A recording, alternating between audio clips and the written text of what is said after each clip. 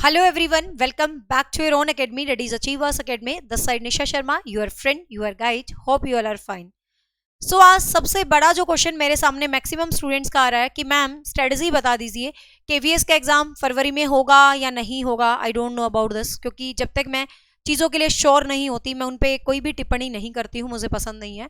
ठीक है, लेकिन मैं ये कहूँगी एग्जाम जब होगा मुझे नहीं पता, लेकिन जब होगा बस आपका सिलेक्शन होना चाहिए. तो उसके लिए हमें कैसे काम करना है, तो काफ़ी स्टूडेंट्स कंफ्यूज थे कि मैम केवीएस की तैयारी कैसे करें, क्या स्ट्रेटजी आपको अपनानी है, किस तरीके से आपको पढ़ना है. तो इस वीडियो में मैं वो बताने वाली हूँ. ठीक है, तो ये सब कुछ मैं बताने की जरूरत नहीं है कि क्या कितने नंबर का क्या आएगा, आपको पता है.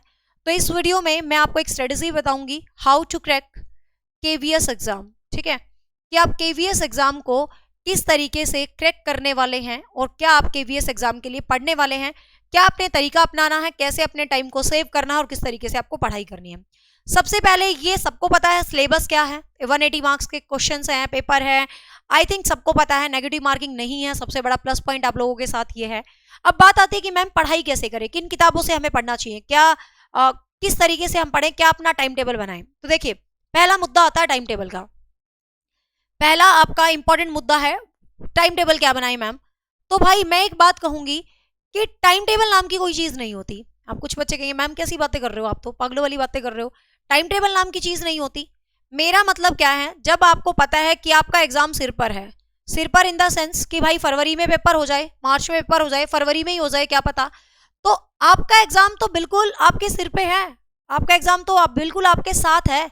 तो कहने का मतलब ऐसे में भी आप ये सोचोगे कि मैं कितनी देर पढ़ूं, ऐसे में भी आप टाइम टेबल बनाओगे क्या, कि मैं टाइम टेबल क्या बनाओगे, कितनी देर पढ़ो. मैं कहती हूँ टाइम टेबल ही नहीं बनाना, सारे दिन पढ़ो. सारे दिन का मतलब क्या है, जो भी आपके इंपॉर्टेंट काम है, मतलब जो भी आपके हाउस होल्ड थिंग्स हैं, जो भी आपको करना है, being a lady, being a boy, whatever you are, आपको जो जो काम करने हैं, तो सबसे पहले आप अपने उन इंपॉर्टेंट काम को निपटा लो, क्योंकि वो आपको पता वो डिस्ट्रैक्शंस क्रिएट करते हैं और वो हमारे लिए जरूरी होते हैं. तो आप अपने काम को निपटाओ और उसको निपटा के जितना भी टाइम है ना वो पढ़ो. अब ये नहीं है कि सो मत, नींद आ रही है तो सो भी जाओ थोड़ी बहुत, लेकिन कहने का मतलब अपने आप को एग्जाम तक एटलीस्ट पढ़ाई के एनवायरनमेंट में रखें, जो आपकी पढ़ाई का एनवायरनमेंट है उसमें रखें. ठीक है, फिर हमें ये देखना है कि कौन से सेक्शंस हैं जो बहुत डोमिनेटिंग मतलब सेक्शंस हैं, एग्जाम में हमें क्रैक करवाने में हेल्प करेंगे. जैसे कि आपको हिंदी है, ठीक है, जैसे आपको इंग्लिश है, तो ये दो सब्जेक्ट ऐसे हैं पीआरटी वालों के लिए तो बहुत ही ज्यादा वेटेज वाले हैं, लेकिन ये अच्छे सब्जेक्ट्स हैं, मतलब अच्छे मार्क्स के सब्जेक्ट हैं, तो आपको इन सब्जेक्ट को बहुत बेस्ट करना. अब बात आती है मैम हिंदी इंग्लिश कहाँ से पढ़ें, तो देखो हिंदी की पूरी आपको ग्रामर पढ़नी है. कोई भी स्कूल की ग्रामर ले लो आप, जो 8वीं 9वीं 10वीं में लगती है, बहुत अच्छे से तरीके से ग्रामर होती है. कॉम्पिटेटिव की कोई भी आप ग्रामर ले सकते हो. ठीक है, तो ग्रामर वो लो जिसमें सारे टॉपिक बहुत अच्छे तरीके से डिफाइन कर रखे हो, साथ में उनके क्वेश्चंस दे रखे हो चैप्टर खत्म होने के बाद, ताकि आपकी एक समझ विकसित हो जाए. इंग्लिश के लिए आपको वही इंग्लिश की ग्रामर पढ़नी है. मार्केट में इंग्लिश ग्रामर की काफ़ी बुक है, बट पर्सनली मेरी फेवरेट है, ये रखी है मेरे पास, रेड कलर की एक बुक आती है जिसको मैं शुरू से 4-5 साल से पढ़ा रही हूँ, मुझे बहुत पसंद है. रेन एंड मार्टिन की रेड कलर की आती है, बहुत अच्छी स्टैंडर्ड की ग्रामर बुक है, वो 9th क्लास में लगती है, प्राइवेट स्कूल्स में लगती है. ठीक है, रेन एंड मार्टिन वाली, साथ में पैरामाउंट वाली बुक भी अच्छी है. मतलब कोई भी एक बहुत अच्छी सी इंग्लिश ग्रामर बुक आप ले सकते हो और उस इंग्लिश ग्रामर में से इंग्लिश ग्रामर के आप सारे टॉपिक्स को आप कवर अप करते चले जाएं. ठीक है, तो हिंदी इंग्लिश को आप बेस्ट वे में रेडी कर लो. फिर बात आती है जीएस की. यहाँ पर बच्चे गड़बड़ करते हैं, बहुत बड़ी गड़बड़ करते हैं. फिर बात आती है जीएस और करंट. देखिए आप मेरी बात को सुनिए, दोनों मिलकर आपको 10 मार्क्स के हैं, जीएस एंड करंट. तो थोड़ा सा दिमाग लगाना है, यहाँ पर स्ट्रेटेजी बनानी है पढ़ने के लिए. आपको 5 क्वेश्चन तो एटलीस्ट आपको करंट के मिल ही जाएंगे. ठीक है, और करंट करने का क्या तरीका है, रोज रोज करंट के पीछे पढ़ने की जरूरत नहीं है. जैसे ही मंथ खत्म होता है, जैसे कि आपका दिसंबर खत्म हो गया, तो दिसंबर खत्म होते ही आपके माइंड में आ जाना चाहिए भाई कि दिसंबर खत्म हो गया, तो भाई मैंने जनवरी के फर्स्ट वीक में दिसंबर के सारे करंट अफेयर मेरे टिप्स पे हो जाने चाहिए. मतलब जैसे ही वो महीना खत्म होता है, तो आप महीना खत्म होते ही करंट अफेयर्स उस महीने के कर लो. सारे चैनल्स हैं, बहुत सारे यूट्यूब पर चैनल हैं, सभी अच्छे हैं जो करंट अफेयर्स करवाते हैं. मैं मानती हूँ कि आपका टाइम बहुत बेशकीमती है, daily daily daily daily current affairs के चक्कर में मत पड़ो. बेशक सिर्फ महीना जैसे ही खत्म होता है, आपने जो बेस्ट आपको चैनल्स आपको लगते हैं उनके मंथली करंट अफेयर का रिव्यू ले लो, 3-4 चैनल्स का, क्योंकि कुछ किसी ने कोई क्वेश्चंस करवाएंगे, किसी ने कोई क्वेश्चंस करवाए होंगे. और आपको डेली 30 दिन नहीं लगाने करंट अफेयर्स पे, आपको 30 दिन के बजाय सिर्फ 2 दिन लगाने हैं, जिसमें आपको पूरे महीने भर के करंट अफेयर अपने रिमाइंड कर लेने हैं. ठीक है, तो इस तरीके से आप करंट अफेयर्स को तैयार करोगे. फिर जीएस में आपके 5 क्वेश्चंस बन जाते हैं। अब 5 में से 1 से 2 क्वेश्चंस पता कैसे आते हैं, 1 से 2 क्वेश्चंस वो आते हैं लाइक जो कि सार्वभौमिक यूनिवर्सल क्वेश्चंस होते हैं। आर्ट एंड कल्चर हुआ, ऑर्गेनाइजेशन हुआ, नोबल्स हुआ, स्पोर्ट्स हुआ, मतलब इस टाइप के जो फेमस टॉपिक्स होते हैं, जो सदियों से एसएससी वगैरह का कल्चर चला आ रहा है, DSSB का कल्चर चला आ रहा है, केवीएस का चला आ रहा है, तो यहाँ पर 1 से 2 क्वेश्चन वो वाली जीके निकल जाती है जो सदाबहार जीके होती है, जो बदलती नहीं है, मतलब बहुत फेमस वाली जीके। तो 1 से 2 क्वेश्चन आपको उस जीके पर काम करना है, ठीक है। अब बच्चे 3 क्वेश्चन। अब बच्चे यहाँ पर सबसे बड़ी गड़बड़ पता क्या कर रहे हैं, तैयारी के दौरान मैंने देखा है, वो जीएस के नाम पे हिस्ट्री भी पढ़ रहे हैं, वो पॉलिटिकल भी पढ़ रहे हैं, वो इकोनॉमिक्स भी पढ़ रहे हैं, वो साइंस भी पढ़ रहे हैं, सब कुछ पढ़ रहे हैं। भाई क्यों पढ़ रहे हो इतना? अब आप कहोगे यार मैडम अजीब है, पढ़ने से मना कर रही है। सिलेक्शन लेना है तुम्हें, टाइम मैनेज करना है, ये सब कुछ तब पढ़ो जब आपके पेपर के 6 महीने हो। आपके पेपर के 6 महीने नहीं है, ठीक है, आपके पेपर के 1 से 1.5 महीना मुश्किल से आपके पास। अब आपके पास इतना टाइम है तो आप इतने सब्जेक्ट पे जो दिमाग खपाओगे, वो दिमाग आप कहाँ खपाओगे? वो दिमाग आप उस सब्जेक्ट पे खपाओगे जिसकी वजह से आपका सिलेक्शन होएगा।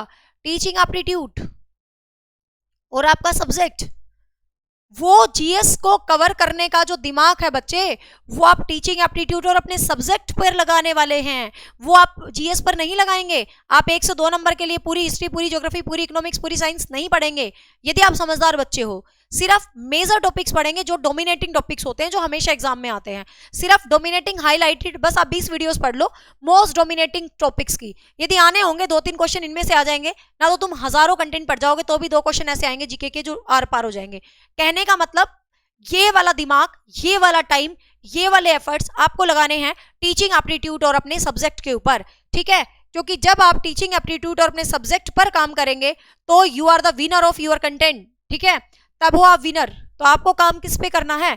आपको काम करना है टीचिंग एप्टीट्यूड और आपके सब्जेक्ट पर। टीचिंग एप्टीट्यूड जो कि पीआरटी में 60 मार्क्स, अपने आप में पेपर का तीसरा हिस्सा, सोच के देखो यार इंपॉर्टेंस ऑफ दिस सब्जेक्ट, ठीक है। टीजीटी पीसीटी में 40 number, how can you forget the value of this subject, ठीक है। अब यहां पर आपको पूरी मेहनत करनी है टीचिंग एप्टीट्यूड में। टीचिंग एप्टीट्यूड ये भी नहीं है कि बहुत आसान होता है, ये भी नहीं है कि बहुत मुश्किल होता है, बी फ्रैंक, अच्छा आता है टीचिंग एप्टीट्यूड का लेवल, मतलब, लेकिन इतना भी नहीं है कि एक हवा हो कि बहुत मुश्किल आएगा, ऐसा कुछ भी नहीं है। लेकिन ये भी नहीं है कि बहुत इजी आने वाला है, ऊपर ऊपर से आने वाला है, मतलब अच्छा लेवल का आएगा। तो टीचिंग एप्टीट्यूड सबसे मेन चीज, क्या खास बात दे रखी है केवीएस ने यार, मतलब इतना भी कमाल कोई करता है क्या? टॉपिक्स दे रखे हैं, टॉपिक्स। अब आपको दिक्कत ही क्या है? आपको सारे टॉपिक्स गिवन है, just go with the topics, 1 by 1 topics पे जाएं। एनसीएफ का नेशनल दस्तावेज पढ़ें, सारी चीज ऑफिशियल पढ़ें, ऑफिशियल साइट से पढ़ें। ज्यादातर साइट्स को आप अपना जरिया बनाएं, मतलब साइट्स बहुत यूजफुल होती है। Basically I am preparing my content from sites, sites पे काफी अच्छा कंटेंट मिलता है, जो गवर्नमेंट की ऑफिशियल साइट्स होती है, वहां से हम अपना कंटेंट देख सकते हैं। तो टीचिंग एप्टीट्यूड को बहुत बेहतरीन तरीके से तैयार करें। फिर बात आ जाती है सब्जेक्ट की। सब्जेक्ट में आपका सिलेबस बहुत अच्छे तरीके से डिफाइन है, अपने सिलेबस पे काम करें, अपनी जो भी एनसीईआरटी है, लेकिन एनसीईआरटी को हल्के में मत लें। लेवल अप टू 12th तो आपका होना ही चाहिए, यदि आप टीजीटी में हो तो, पीजीटी में है तो ग्रेजुएशन और पोस्ट ग्रेजुएशन लेवल तक आपको जाना है, बट टॉपिक्स डिफाइन है तो एनसीईआरटी ही है, ज्यादा चक्कर में पढ़ने की जरूरत नहीं है।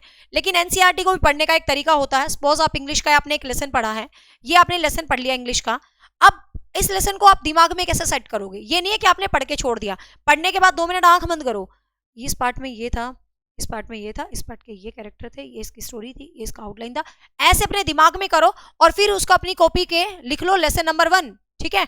लेसन 1, ये इसका कैरेक्टर था, ये इसका नेम था, ये इसका टाइटल था, ये इसका राइटर था, ये इसकी थीम थी, ये इसका एंडिंग था। इस तरीके से आपको वो पार्ट बहुत अच्छे तरीके से याद रहने वाला है, ठीक है। ऐसे खाली खाली ऊपर से दोहराने से चीजें याद नहीं होती हैं, आप उसको ऐसे करोगे तो आपको वो पार्ट सच में बहुत अच्छा याद रहने वाला है, ठीक है। तो इस तरीके से आप धीरे धीरे अपने सब्जेक्ट्स को चूज करें, फिर आप अपना एक माइंड मेकअप करें कि अपने टाइम को डिवाइड कर ले। मान ले फरवरी में एग्जाम है तो कैसे तैयारी करोगे? भाई मैंने ना 10 दिन ये सब्जेक्ट पढ़ना, 10 दिन ये पढ़ना, 10 दिन ये पढ़ना, 10 दिन ये पढ़ना है। 10 दिन में 2 सब्जेक्ट्स को पैरेलल लेके चलो, 2-2 सब्जेक्ट तो भाई मैंने पढ़ने ही पढ़ने हैं। सबसे पहले you have to work on your concepts. यदि कॉन्सेप्ट ही नहीं आते तो भाई क्या ही फायदा है प्रैक्टिस का। तो कॉन्सेप्ट जरूर करें, अपने सारे कॉन्सेप्ट को अच्छे तरीके से कर ले।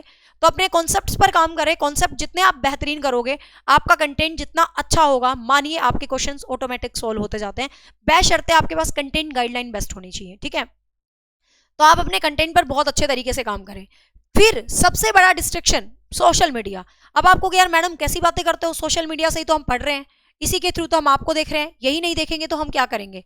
देखो बेटा, सोशल मीडिया भी देखने के तरीके होते हैं। मैंने एक चीज नोट करी है यूट्यूब के इतिहास में, मैंने एक चीज नोट करी है कि बच्चे बहुत सारा टाइम वेस्ट करते हैं, मेरे से पर्सनली कनेक्ट करते हैं, मैम मेरा पूरा दिन चला गया, मैं तो यूट्यूब पे लगा रहता हूँ। अरे भाई तुम ये देखो, तुम यूट्यूब पर किस बात के लिए लग रहे हो। बहुत सारे स्टूडेंट्स तो मैंने पर्सनल ऑब्जर्व किया, मेरे कॉन्टेक्ट में स्टूडेंट है, और सारे दिन पता क्या कहेंगे, मैम 2 क्वेश्चन पूछेंगे, मैम कट ऑफ कितनी जाएगी, मैम इंटरव्यू के बारे में बताना।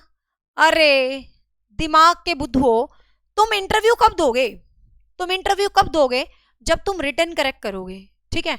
तुम इंटरव्यू कब दोगे, जब तुम रिटर्न क्रैक करोगे, और तुम अपना बेशकीमती रिटर्न का टाइम इंटरव्यू वीडियोस देखने में वेस्ट कर रहे हो।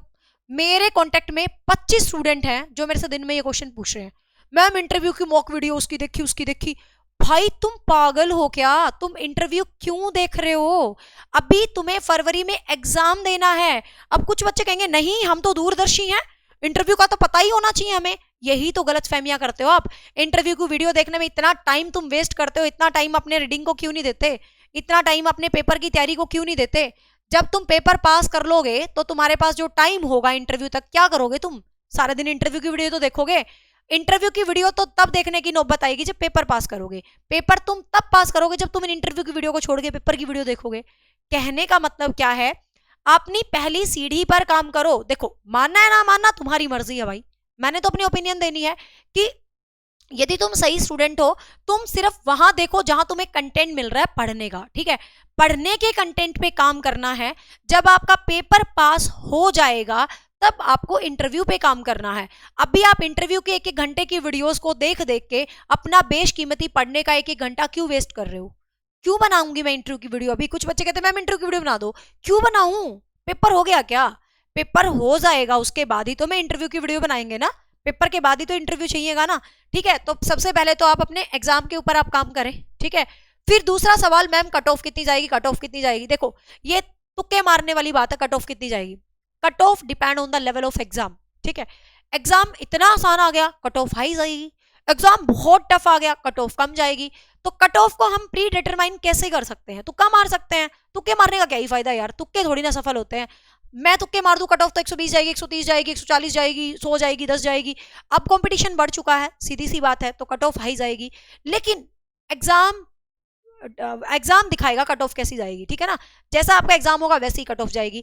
तो इन चीजों की तो टेंशन बाद में लेनी है। सबसे पहले तो अपने दिमाग में एक ढांचा बनाना है कि आपको सिर्फ पढ़ना है, सिर्फ पढ़ना है, सिर्फ पढ़ना है। फरवरी तक मुझे कोई मतलब नहीं है क्या कट ऑफ है, फरवरी तक मुझे कोई मतलब नहीं है क्या इंटरव्यू है, फरवरी तक मुझे कोई मतलब नहीं है मेरी कहाँ पोस्टिंग होगी। फरवरी तक मुझे मतलब है कि एग्जाम में क्या आएगा, बस मेरा सिलेबस क्या है, क्या मुझे अपना सिलेबस आता है, क्या मेरे सारे टॉपिक टिप्स पे हो चुके हैं, क्या मैंने अपने टॉपिक्स को रिवाइज कर लिया है, क्या मैं बार बार अपने टॉपिक्स को दोहरा रहा हूं। एक बार पढ़ने से कोई 30 मार्क का नहीं बनता। किसी को ये वहम हो मैंने एक बार लाइव सेशन में पढ़ लिया, चाहे वो मेरी ही क्लास क्यों ना ले रहा हो, कि भाई मैं तो मैम के बैच में पढ़ रहा हूँ, मेरे बच्चे बोलते हैं मैम साथ साथ याद होगी टीचिंग एप्टीट्यूड, दोबारा दोहराने की जरूरत ही नहीं है। ये भ्रम में मत रहिए, दोबारा आपको दोहराना ही पड़ेगा। जो बच्चा इस भ्रम में रहता है वो बहुत बड़ी गलती करता है। जब आप मेरे साथ पढ़ते हो आपको ऐसा लगता है कि हमें तो सब कुछ आ गया है, लेकिन जब आप 2 दिन बाद देखोगे तो आप भूले मिलोगे। तो मेक श्योर आपको वीडियोस को रिपीट करना है, आपको वीडियोस को रिवाइज करना है। तीसरी इंपॉर्टेंट बात, प्रैक्टिस करने से मत घबराएं, ठीक है। आपके कॉन्सेप्ट क्लियर हैं तो उसके बाद मेक श्योर आप अपनी प्रैक्टिस करें, मैक्सिमम क्वेश्चंस की प्रैक्टिस करें। प्रैक्टिस प्रैक्टिस प्रैक्टिस, क्योंकि जितने क्वेश्चंस की आप प्रैक्टिस करोगे उतना आपका बेहतर आउटपुट आने वाला है। अब कुछ बच्चे पता क्या कहेंगे, मैम सिलेबस तो नया है, प्रैक्टिस कहां से करें। अरे कुछ नहीं है नया, क्या यार 2-4 टॉपिक नए जुड़ने से क्या ही हो गया। पुराने पेपर्स को भी करोगे तो आपका माइंड उतना ही डेवलपमेंट होएगा। बहुत सारे क्वेश्चंस पुराने क्वेश्चन सेट में एज इट इज है। मैं रोज रात को 8:30 बजे केवीएस के प्रीवियस क्वेश्चंस करवा रही हूँ, ठीक है ना। तो पुराने क्वेश्चंस भी नए क्वेश्चंस में बहुत सारी हेल्प आपको करने वाले हैं, तो आप प्रैक्टिस को जरूर करें। And last but most important thing, आप कहीं भी कोचिंग ले रहे हैं, ठीक है, आप मुझसे ले रहे हैं, मैं ये नहीं कह रही किसी और से ले रहे हैं, XYZ किसी से ले रहे हैं, ठीक है, मैं भी इसमें शामिल हूं, लेकिन 100% डिपेंडेंसी आपको टॉपर नहीं बनाएगी। आप कहोगे अरे मैडम आप तो ऐसा कहते हो कि कंटेंट से बाहर क्वेश्चंस नहीं आएंगे। टीचर गाइडर होता है, गारंटर नहीं होता, ठीक है। आप अपने गारंटर खुद होते हैं। यकीन से मैं एक बात कह रही हूँ बच्चे, चाहे आपने बेशक मेरा ही बैच क्यों ना ले रखा हो, लेकिन मैं आपको एक सीधी सी स्पष्ट शब्दों में बात कहूंगी, बैच में हर बच्चा पढ़ता है, लेकिन टॉप हर बच्चा नहीं करता है। टॉप वो बच्चा करता है जो बैच के साथ सेल्फ एफर्ट भी डालता है। Self effort in the sense, content के लिए आपको सेल्फ एफर्ट डालने की जरूरत नहीं है। कंटेंट 100% 200% देना हमारा काम है, हम आपको देंगे। आपने बैच लिया है, आपको राइट है, आपको 200% कंटेंट मिलेगा। लेकिन उस कंटेंट के बाद आप प्रैक्टिस कितनी कर रहे हो, आप उस कंटेंट को रिवाइज कितना कर रहे हो, आप उस कंटेंट पे मेहनत कितनी कर रहे हो, ये हर बच्चे की अलग अलग होती है। और हर बच्चे की मेहनत अलग होती है, तो हर बच्चे का रिजल्ट भी अलग होता है। सो यू नेवर ब्लेम कि मैं उससे पढ़ा, मैं उससे पढ़ा, मैं उससे पढ़ा, मैं उससे पढ़ा। टॉपर वो बनता है जो उससे उससे उससे पढ़ के खुद भी पढ़ता है। ठीक है, तो खुद भी पढ़ना है आपको, खुद भी प्रैक्टिस करनी है, 100% डिपेंडेंट नहीं रहना है। सेल्फ एफर्ट, सेल्फ प्रैक्टिस, औरों से अपने आप को अलग करोगे तभी तो आप टॉपर लिस्ट में आओगे। ठीक है ना?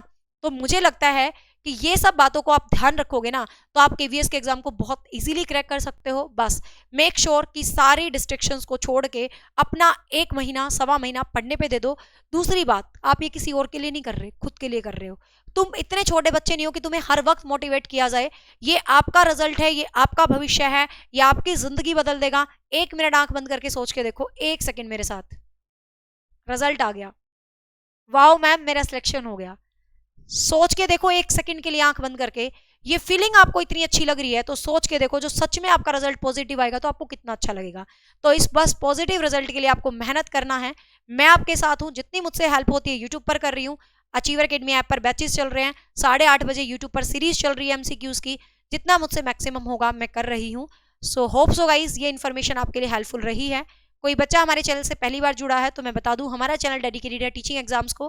किसी भी टीचिंग एग्जाम की आप तैयारी कर रहे हैं तो आप एक सही प्लेटफॉर्म पे हैं, Anam KV selected teacher. So need not to worry about anything, you will get the best. Bye bye, take care, have a nice day, thank you so much, take care.